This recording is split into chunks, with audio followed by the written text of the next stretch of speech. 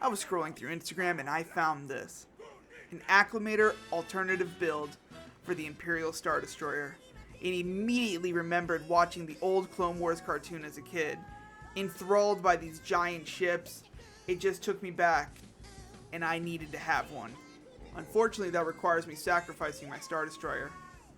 And after pondering it, I decided to go for it. While taking it apart, I couldn't help but remember the old Clone Wars mini-shows in which they showed these in action. Being the logistic workhorse of the Star Wars universe, I unfortunately didn't get the Clone Venator when it was out, so finally having a proper Republic carrier to add to my fleet was really exciting. With the time of taking the destroyer apart and sorting the pieces, being alone almost 5 hours, I finally have my own Acclamator. And I'll just say, this model is awesome.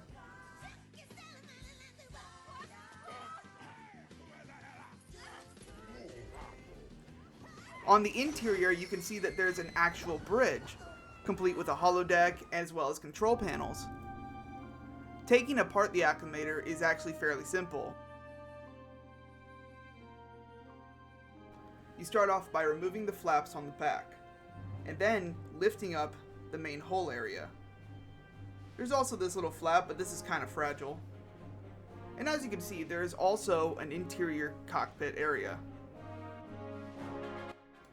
as well as a decent sized space below to hold your troops.